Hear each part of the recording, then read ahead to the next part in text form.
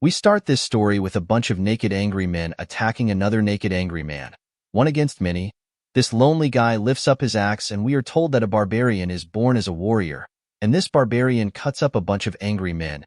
And as he is continuing his barrage of attacks, we are told that a barbarian is raised as a warrior, and they belong to a clan that considers it an honor to end life on a battlefield. Now our barbarian is cornered on a cliff with his family behind him and he yells Evelyn, his wife probably, and he tells his wife that he'll buy them some time so she can prepare the spell. Now we see the wife and the son and she knows what she needs to do.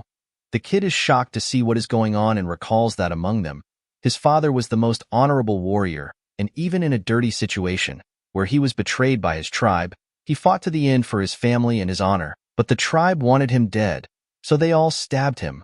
Wife, while channeling, holds her son to stop him from entering the fight, but the father is not done yet, and starts punching like crazy, pushing every enemy away. Wife is mumbling something and with her powers she opens up greenish light beam, and she pushes her son in the light while telling the light that anywhere in the Starlands will be better than here. Now with a smile she tells her son, Aiden, to please survive. Aiden doesn't want to go, he's scared, but the light beam is pulling him away. Now the father addresses his son and tells him to become strong enough to lose nothing, strong enough that no one can touch him, and to make sure he survives. Aiden, now crying, understands what his father is trying to tell him, and he remembers that in the eyes of his father facing death there was no regret or fear, only pride as a barbarian. Man, this really reminds me of Flame of Recca when his mom sends Recca into the future. Now scene, time, universe, or something shifts and we are in a modern city, and some thugs are bullying this Kim Jin-tae third-year high school student, and by the looks of it, he is a fancy student. So the thugs want his bag and watch, but Kim warns them that they shouldn't do this or something bad might happen to them, and we are told that Kim's characteristic is silver spoon. So super fancy, Thug tells him that something bad has already happened to him, but Kim tells them that his friend will be here soon. Thug asks if some badass is coming, or maybe some monster, and he starts slapping Kim, but then out of nowhere this thug is pushed to the side and he slams into the wall, and all Looney Tunes like he crashes through the wall. Other thugs can't believe that suddenly the wall broke. Someone asks Kim if he's here, but the thugs are shocked to see this kid, this huge giant kid, and this monster states that these thugs have no manners, and we are introduced to this Rugal Bernstein from King of Fighter-looking guy. His name is Kang Cheol-do, and he, too, is a third year at Jeonnal High School. Now all scared thugs, instead of asking him, "Who are you?" ask him, "What are you? And how did he punch through the wall?" Kang grabs the thug and tells him that he is Kim's friend, and his characteristic is Barbarian, pretty much the MC, and so MC beats the living shit out of this thug. And then both Kim and MC are on their way back to home. Kim states that he's incredible and this time he punched through a concrete wall. "Are you really human?" Kim asks. MC gets a bit scared on hearing this and tells Kim that of course he's human, and now we are told that it's been 10 years since MC came to this other world, Earth. Sometimes Kim wonders if MC really is a human. MC thinks that his own friend is suspicious of him. Maybe he is still giving off barbarian vibes, and tells Kim to stop talking nonsense and they should just head home. Now we see that this barbarian has already eaten 3 rice bowls, but the old man sitting in front of him asks if MC is not feeling well, and why is he eating so little? Now, while literally stuffing his mouth, MC tells his grandpa that he just doesn't have much of an appetite lately, and asks why isn't the grandpa eating much? Grandpa tells him that he's old now, so his digestion isn't that good. Just watching MC eat makes him full. Weird, but okay. MC thinks he always say that. Grandpa tells him to hurry up and eat more. MC tells us that this grandpa is the person he is most thankful to. He took in a barbaric boy with nowhere to go, and raised him without asking for anything in return. And yes, this is Aiden, the son of that barbarian. Grandpa remembered something and tells MC that his coach Park called and asked if this barbarian is going to be a boxer. MC states that no, he is not going to be an athlete. Grandpa is not sure why is he saying that, and reminds him that he has won every award for every sport he's tried, and not becoming an athlete would be a waste. MC thinks that it can't be helped as barbarians and humans are different species, and for him to participate in sports would be nothing short of cheating, violating the spirit of fair play. And so he apologizes to his grandpa, thinking that there's only one path for a barbarian, that of a warrior. Not the sports that humans do, but he thinks that the problem is that bloody battles against worthy opponents are hard to find in this damn peaceful Earth. Grandpa is watching the news and states that this is a disaster. What in the world is going on?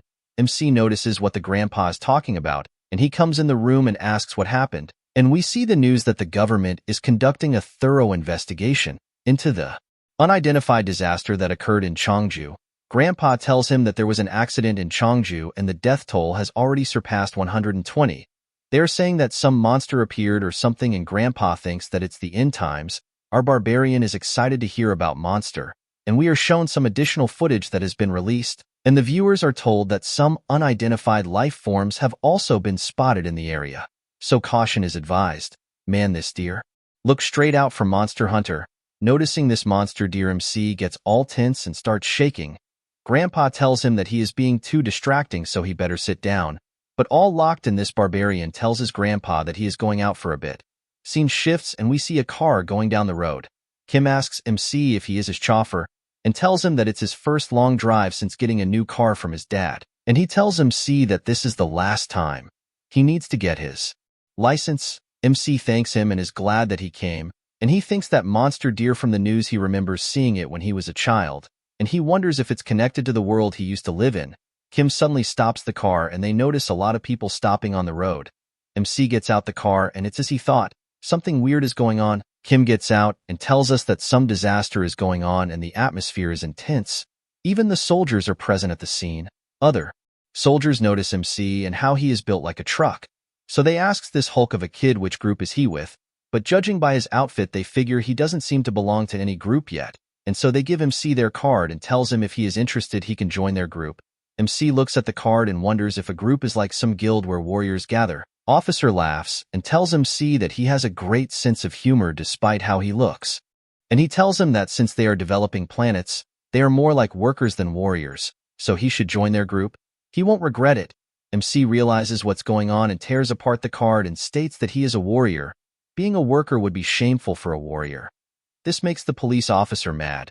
He cannot believe this piece of shit is spouting nonsense about warriors and whatnot. And how dare he refuse a new Star Development's offer?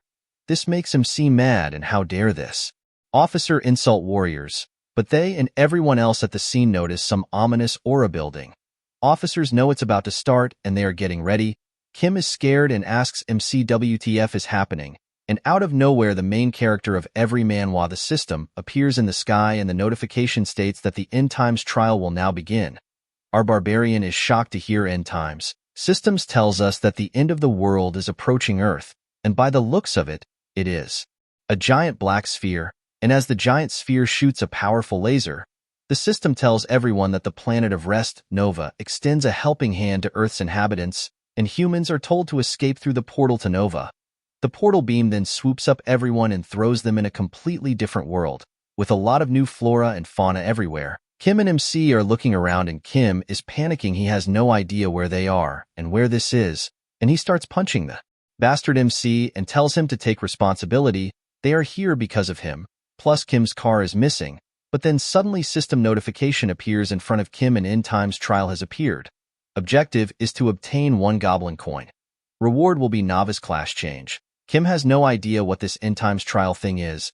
MC sees something and tells Kim to look over there. And boy oh boy, they are surrounded by a bunch of goblins. Some creepy looking goblins. Kim asks what are these monsters. All scared now he realizes that they are supposed to catch these goblins, and he tells MC that this doesn't make sense. But Seoul doesn't care and quickly charges forward. Our barbarian has waited long for this moment. He is finally happy that now he is finally able to confirm just how strong he really is, and so he knees a goblin in its face and sends it flying through the forest. As other goblins are about to attack this barbarian, he is getting insanely excited with this feeling of blood boiling throughout his body. MC is surging with power, and his barbarian instincts are telling him to bring on the end times or whatever, and he punches away all the goblins. This barbarian is ready to start his adventure. We start the next chapter with our barbarian beating the living crap out of these goblins. He is ready for the end times. Kim cannot believe that his friend took down those monsters in an instant. All the goblins are defeated, and as the last goblin falls, it starts glowing. MC notices this, and a gold coin shoots out from the glowing goblin. MC wonders what this is. Now system tells us that this goblin coin is Nova's basic currency, and it's non-transferable. MC realizes that these are the goblin Coins mentioned in the stats window earlier, and just like cryptocurrency, they vanish from his hands. Stats window appears and tells MC that they have earned the right to become a citizen of Nova. Kim doesn't know what it means to cross the portal and enter Nova. Our barbarian figures out that when the system says portal, perhaps it's referring to that purple floating thingy. Now we see Kim all beat up, holding a stick and cursing Seoul. Is he trying to kill him, throwing him into a bunch of goblins out of nowhere? MC tells him that the coins are non-transferable. In other words, Kim has to earn them himself, but he suddenly threw Kim in like this when he can't even fight. But he did manage to beat some and is shocked to see another goblin coming after him. MC tells Kim there is no faster growth than fighting them himself, and he easily slams the final goblin. MC tells Kim not to worry, he won't let him die. He got involved because of him, so he'll take responsibility and help him. All messed up, Kim thanks him and states that it's a good thing they completed the quest. Now scene shifts and we see some soldiers using binoculars to spot a bag, and they tell their sergeant that looks like their duffel bag. Now they can go kill those sneaky goblins, but it looks like our duo got the duffel bag before the soldiers and found a lot of useful stuff in it. There's even combat ration, so they don't have to worry about going hungry, so they decide to eat something and move on. But someone points a gun at MC. It's the soldiers and they are about to shoot this goblin bastard, but a soldier realizes that it's a person. Kim is all scared and shaking with his hands up. Now after getting to know each other, these soldiers and our duo are preparing an MRE. Soldier asks if it's just Kim and MC without any weapons. Kim responds that they ended up here without knowing what kind of place this was, and asks the soldier if they are participating in this end-time trial as well. If so, then everything in the status window must be true. Soldier tells him that he is right. The government is preparing for the apocalypse, and he tells us that the planet Nova where humans will migrate is like the Stone Age, so they need to work together to build villages. Forward-thinking companies and organizations are also jumping into the Nova pioneering efforts to prepare for the new era, and a competition unknown to the general public has already begun. MC asks if there are many monsters, like the ones from earlier in Nova. Soldier tells him that this place is like a testing ground, and Nova is the main stage. That's why training here is important, because Nova will be even more challenging. With that being said, Soldier gives them the duffel bag, stating that they have other supplies, and there should be enough food and weapons in the bag. Kim takes the bag and thanks them. Our barbarian is excited, thinking that Nova will be even more challenging than here. Then they'll have to hunt more. Time changes and now it's night. Kim doesn't want to hunt again and wants to rest for a bit now. MC tells him no. Now that they got this info from the soldier, they can't just sit around. They need to grow faster, and as they are walking they stumble upon some ritual going on. MC notices some goblins surrounding a bigger goblin on a wooden structure, and this big shaman goblin is mumbling something. MC wonders what this is. Kim states that this one looks different from the goblins they've seen so far. This barbarian heard a weird sound, that's why he came this way, and bingo. While Kim is holding his axe thinking that this goblin looks dangerous, MC just jumps at it with a frying pan, yelling that's even better. Goblins are shocked to see this big piece of meat charging at them. MC slams them with his frying pan and tells the runts to get lost. Big shaman goblin stops his ritual from all the noise, and he sees this frying pan monster climbing up the tower. Surging with power, MC tells the tattooed goblin to wait. He's coming for him. Goblin has no idea what to say, and so he just growls and summons purple lightning from the sky. Now our muscle guy figures out that this goblin is a mage, and bam, MC is hit with this magic lightning. Seeing this, Kim screams for his friend. Boss Goblin is excited to see this, but then is shocked to see MC all burnt to crisp still hanging onto the tower, and he states that this attack was quite electrifying. Goblin is annoyed and so hits him again with his magic. MC, while getting electrocuted, thinks that he needs to keep at it. Even though his spine is tingling, he can take it, because he's not just a barbarian, he's also the son of a great shaman. And so, with all his power, he turns the purple lightning golden and jumps up. Now right in the goblin's face. This barbarian is looking very Super Saiyan, and as he swings his pan, he yells that the pain that doesn't kill him makes him stronger. And with a thundering strike, MC slams the goblin and the whole tower. After the smoke clears, we see our barbarian all burnt laying on the ground. He smiles, stating that it was a bit dangerous this time. He was able to endure thanks to the magic resistance from his mother's bloodline. Now a bunch of gold coins drop, but it's not just the goblin coins, something else drops too. And we are told that it's a mana orb. It grants a small amount of permanent mana. MC wonders if he can gain mana like a shaman with this orb. Without any warning, this Ocaran's golden ball slides into the Barbarian and our boy starts radiating with golden aura, and he starts feeling incredible. He feels a power-up that puts all his previous efforts to shame. He can't believe all this power came from that single orb. Kim, all worried, runs to MC. He can't believe this musclehead is fine after being hit by electricity and asks him if he's really human. MC calls out to his friend, making Kim worry if he is hurt somewhere. All excited now, MC tells him that they need to hunt more, and they have to find the next hunting ground quickly, and they especially need to take down those shaman bastards that drop orbs. Kim can't believe this crazy grinding maniac, and just wants him to stop. Time shifts and it's day now. Our duo has set up a tent to rest, and Kim can't believe MC hunt goblins without sleeping. This barbarian has now gathered one red and one blue orb, and he shows these orbs of strength and perception to Kim, and he can't wait to test these powers. He feels like he has gone insanely strong in just one day. Kim thinks that this bastard is crazy. Stats window appears and tells us that 12 hours have passed in the trial. Now field bosses are appearing in the apocalypse area. Kim is shocked that now boss monsters are about to show up. Kim wants them to escape through the portal, but our musclehead is getting excited.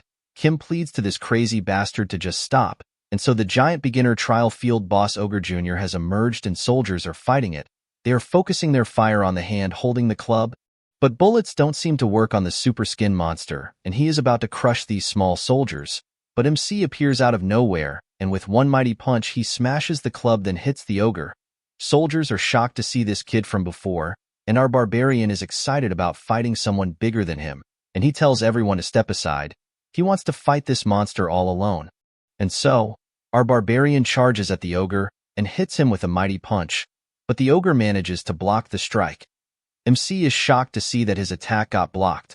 It feels like he's hitting steel plates, not skin, and so the ogre is able to push him back and send him tumbling down the forest. Kim and soldiers are shocked to see this musclehead get slammed. Kim is shocked and scared that this musclehead is being overpowered. Soldiers are impressed and state that field bosses aren't meant to be beaten easily. One need to at least be a tank class to stand a chance. Just one hit from this ogre was devastating. MC thinks that this monster is definitely stronger than him, and without any warning this ogre slams MC again, but Seoul is able to dodge the attack, and figures out that he needs to avoid a head-on clash. This ogre is in heat and launches a barrage of punches at Seoul. MC gets into a boxing guard stance and keeps jumping back, avoiding the attacks. He thinks that ogre's attacks are easy to read, and so our Hulk is easily able to avoid the attacks and moves to the side, grabs the ogre's arm, and with all his power and using the ogre's own weight against him, he lifts up the ogre and judo slam the monster on its head. Now he grits his teeth and jumps up. I mean, looking at the panel and MC size, he is pretty much the Hulk, right? Now with all his might this barbarian is about to give this ogre some dental work, and bam, with him Mjolnir-like fist MC punches the ogre in the face, breaking his teeth and smashing its face into the ground. But wait, there's more, and MC starts a barrage of his punches. This beast is in the zone. Soldiers can't believe this musclehead is beating the ogre barehanded.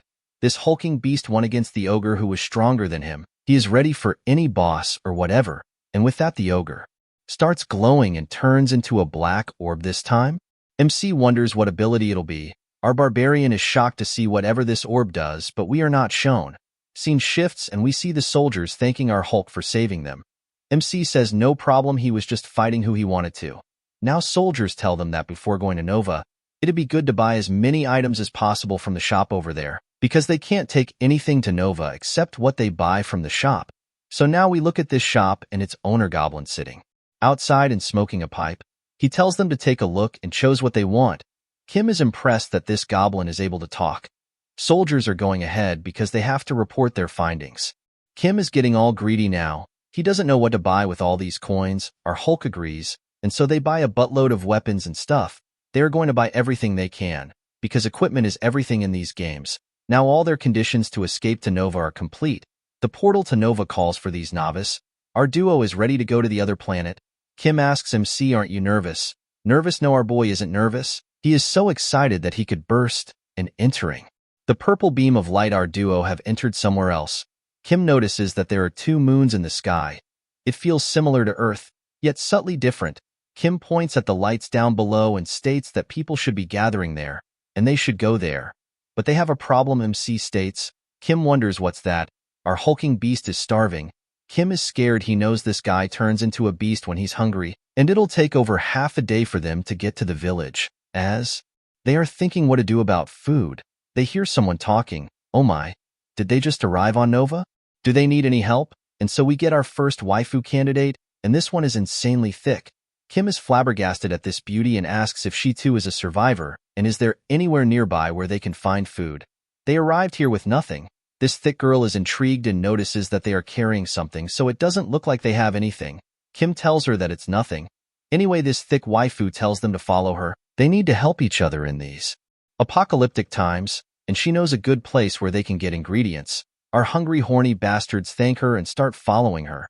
And so this busted bimbo points them to some lake and states that she accidentally discovered this fishing spot. MC is about to make a fishing rod from the items they bought from the goblin shop, but Kim stops him and states that he is better at making these things. Busted bimbo tells them to make the rod and she'll go get the bait she left over there. Kim, while making the fishing rod, states that he was worried, but it's a relief to meet such a kind person. MC is starving to death at this point, so Kim tells him to wait, he's almost finished. And when he makes the fishing rod, system tells him that he's unlocked the crafting skill. Kim is happy he unlocked a new skill and is now waiting for the bait. But our Hulk can't wait anymore. He's going to catch fish with his bare hands, and so he yeets himself into the lake. Kim can't believe this maniac jumped straight into the lake. He knew MC loses his mind when he's hungry. Kim turns around after hearing some noise and someone asks why is he all alone, and we see this busted bimbo with her friends. Kim asks who are they? Are they your friends? He asks the girl. This girl and her friends start ugly laughing, stating that Kim and MC really took the bait. One of the guy tells Kim that this is Nova, and if he goes around looking so clueless, he'll get robbed by people like them. Kim can't believe this. Busted bitch tricked them and the thugs grab Kim. Now this girl tells Kim that she didn't trick them, it's just the natural order. The weak get eaten. So he should hand over everything he got. Nice and easy. Kim tells them that if they don't stop messing with him, they will seriously regret it. But he is slapped by one of the thugs who tell him to stop acting so tough. And they ask the girl, wasn't there supposed to be another big guy? Girl wonders, where did he go? Did he run away knowing they were coming? Or maybe is he hiding in the water out of fear? Nope. Our barbarian is fighting monster crocodiles in the water. All the thugs are shocked to see this giant man come out of water fighting crocodiles, and they wonder if he is being bitten by a crocodile. MC is just happy that the ability he got is incredible. It's the ability he got from the Black Orb. He was given the choice to obtain one of Ogre's special ability, so he obviously chose the Iron Skin. He is not getting a scratch from all these crocodiles. He got an awesome trait, and we are told that a giant's hide is made of an epidermis tougher than steel, and so our barbarian is not injured and he captures 2 crocodiles. But as he comes out, he notices that there are other people, but he only prepared enough food for 2. Kim yells at Seoul to save him. These guys fooled them. MC needs to eat this crocodile meat quickly and asks Kim if there is a problem. Kim screams that these guys are problem and he even got slapped. Thugs, all confident, start mocking MC. They outnumber him. He can't do anything. But this piece of shit is punched across the forest. MC tells the scared girl to prepare themselves. He doesn't solve problems, he just eliminates them.